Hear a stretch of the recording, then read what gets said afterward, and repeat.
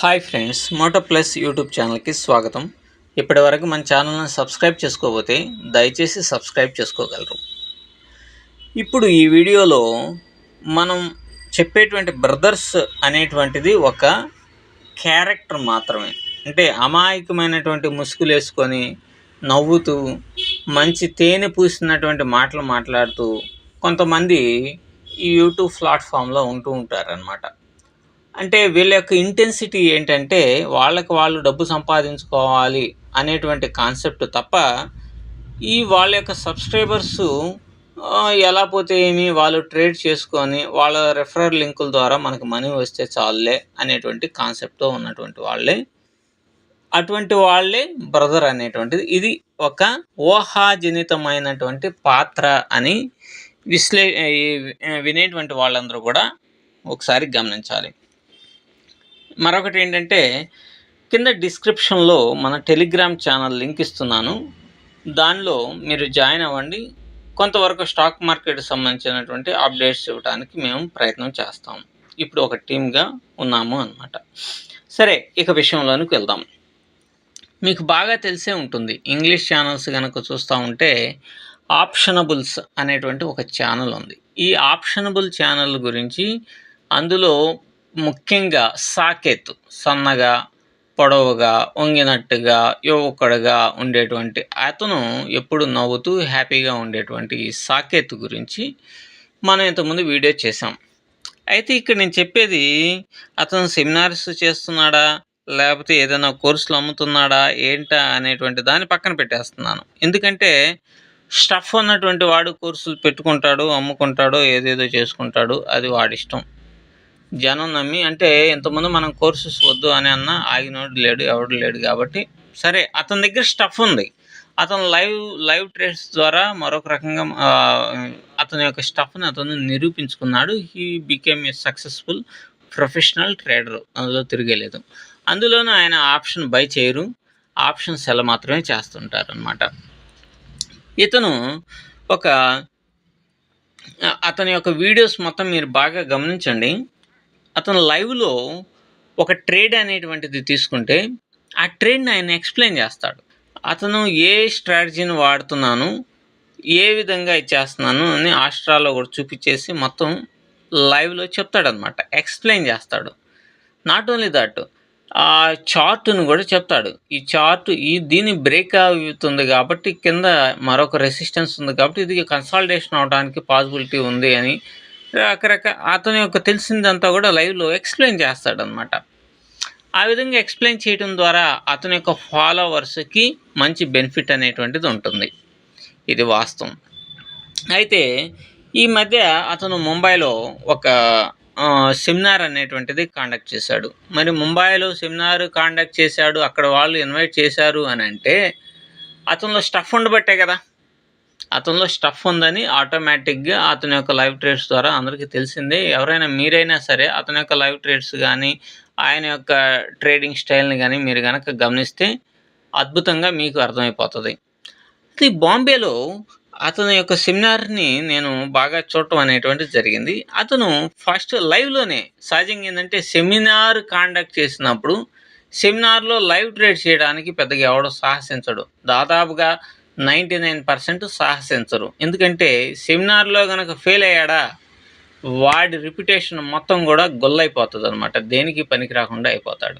So అతని యొక్క బిజినెస్లు పూర్తిగా దెబ్బతింటాయి. కానీ సెమినార్లో లైవ్ ట్రేడ్ చేశాడు, దాన్ని మనం నిజంగా మెచ్చుకోవాల్సినటువంటి విషయం. ఎందుకంటే లైవ్ ట్రేడ్లో కూడా ఆయన చెప్పాడనమాట, సెమినార్కి అటెండ్ అయినటువంటి వాళ్ళందరికీ చెప్పాడు, నేను ఈ క్యాండిల్ ఈ విధంగా మార్కెట్ ఇటువంటి పొజిషన్కి వస్తుంది అనేటువంటి కాన్సెప్ట్తో ఇక్కడ కన్సాలిడేషను లేకపోతే ఇంకొక మూవ్ జరగవచ్చు అనేటువంటి కాన్సెప్ట్తో నేను వీటిని సెల్ చేస్తున్నాను అని తను ఏ స్ట్రాటజీ ఫాలో అవ్వాలనుకుంటున్నాడో దాన్ని కూడా ఆస్ట్రాలో కూడా చూపించేసి అతను డైరెక్ట్గా వీళ్ళందరి ముందే లైవ్ తీసుకొని దాన్ని ఒక 1/2 అవర్ పాటు ఎక్స్ప్లెయిన్ చేసిన తర్వాత ఇక అయిపోయింది. అతను మరలా ఆ లైవ్ ట్రేడ్ అనేటువంటిది ఇంకా నడుస్తూ ఉండేది. మరలా 2 అవర్స్ లంచ్ బ్రేక్ తర్వాత కాఫీ ఇది టిఫిన్ బ్రేక్ తర్వాత మరలా 1.5 అవర్ తర్వాత మరలా వచ్చాడు. మరలా వచ్చి ఎక్స్‌ప్లెయిన్ చేశాడు. ఎక్స్‌ప్లెయిన్ చేసి ఎట్లా చేస్తున్నానని చెప్పాడు. ఆ తర్వాత ఫైనల్‌గా మరలా ఇంకో 2 అవర్స్ తర్వాత మరలా వచ్చాడు. మరలా వచ్చి పొజిషన్స్‌ని ఎట్లా క్లోజ్ చేస్తున్నాను, ఏంటి అనేటువంటిది మొత్తం ఎక్స్‌ప్లెయిన్ చేశాడనమాట.